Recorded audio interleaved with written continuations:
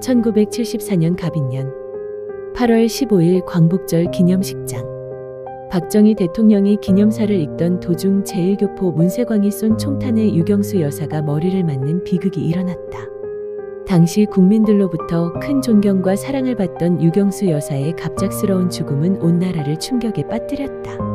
한동안 슬픔과 애도의 분위기가 이어졌고 사회는 다시 한번 큰 격변기를 맞이하게 된다.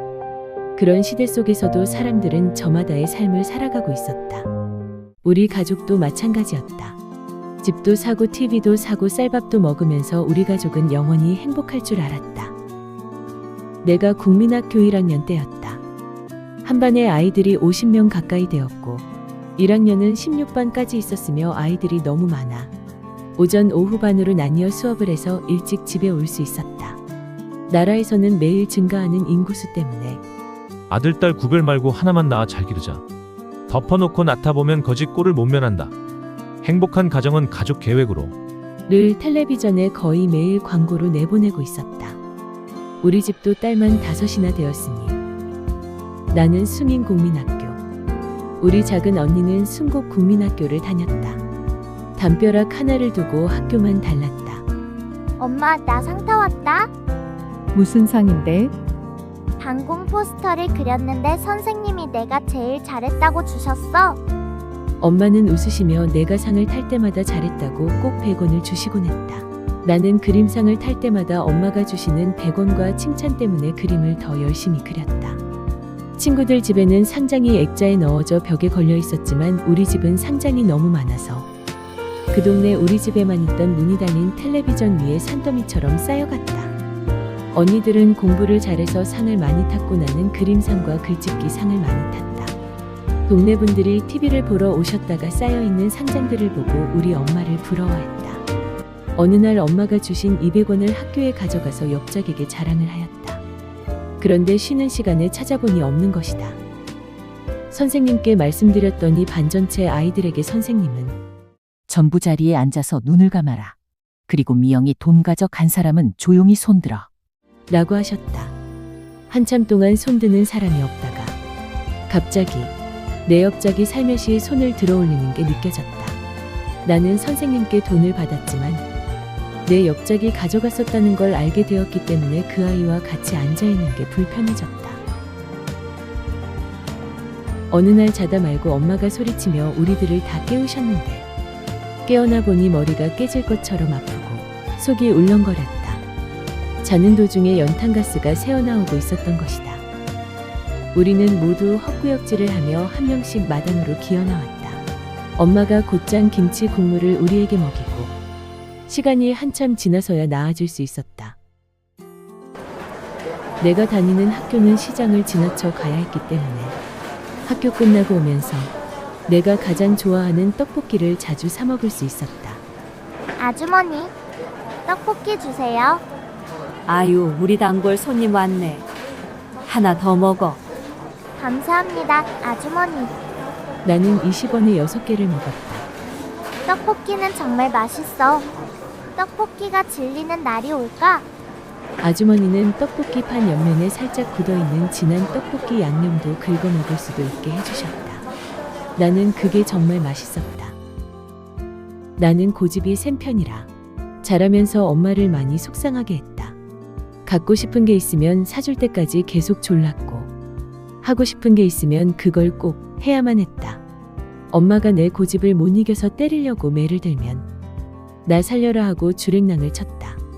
그러면 엄마는 도망가는 나를 보고 웃겨서 때리지를 못하셨다. 하지만 작은 언니는 엄마가 매를 들면 나처럼 도망가지 않고 끝까지 엄마가 때리는 매를 다 맞으며 버텼고 엄마는 작은 언니가 그럴 때마다 속상해 하셨다. 차라리 나처럼 도망가길 바라셨다. 1977년 정사년, 내가 국민학교 5학년일 때 미술 시간에 그림을 그리다가 화장실을 갔다 왔는데 내 그림이 바닥에 떨어져 있고 신발 자국이 찍혀 있는 것을 보고 나는 누구 짓인지 알 수 있었다. 우리 반 반장이었는데 남자아이가 나보다 더 예쁘장하게 생기고 머리는 바가지 머리를 하고 다니는 부잣집 도련님 같은 아이였다. 그 아이도 그림을 잘 그렸는데 항상 대상은 내 차지였기 때문에 셈이 났는지 자주 나를 괴롭히곤 했다. 나는 그 자리에서 2시간 동안 힘들게 그린 그림을 찢어버렸다. 그 아이가 내 모습을 보고 놀라는 게 보였다. 당연히 대상은 그 아이 같았고 그 뒤로는 그런 짓은 하지 않았다. 그 아이와 나는 국민학교 4학년부터 같은 반이었다. 우리 집은 딸만 5이었기 때문에 엄마는 우리들을 돌보느라 몇 년짜리 고속도로 공사를 맡아서 어쩔 수 없이 지방에만 가 있는 아버지에게 자주 가볼 수가 없었다. 시간이 갈수록 아버지께서는 점점 집에 오는 횟수가 뜸해졌고 엄마는 아버지 오시면 전화를 사자고 해야겠다고 하셨다. 친구들과 집 근처 민둥산에서 물놀이도 하고 송충이를 막대기로 갖고 놀다가 뱃속에서 꼬르륵 꼬르륵 소리가 나서 집에 돌아와 보니 친할머니가 와 계셨다. 항상 흰머리를 비녀로 꽂아 단정히 올리시고 회색 한복에 긴 담뱃대를 물고 계셨다. 할머니가 우리 집에 어쩌다 오시면 꼭 하시는 말씀이 있다. 기집 애들은 하나도 쓸모가 없어. 할머니는 엄마가 아들을 낳지 못한 것에 대한 불만을 그런 말로 표현하신 것 같다. 할머니가 그 말을 할 때마다 작은 언니는 참지 않고 할머니도 여자면서 왜 우리를 미워해요? 라고 야무지게 한마디씩 해주었다. 할머니는 오래 있지 않고 아들이 있는 작은 집으로 가셔서 그곳에서는 살다시피 하셨고 큰아들인 우리 아버지보다 작은 아들을 더 좋아하셔서 작은 아들이 어떤 일을 하든 지원을 아끼지 않는 분이셨다. 그 집 아이들도 우리보다 더 예뻐하셨다. 큰 며느리인 우리 엄마보다 작은 며느리도 더 예뻐하셔서 엄마가 혼자 1년에 제사를 13번을 산다리가 부러지도록 지내도 작은 엄마는 설거지 한 번을 시키지 않았다. 그래도 우리 엄마 아버지는 아무 말도 안 하고 넘기시는 분들이었다.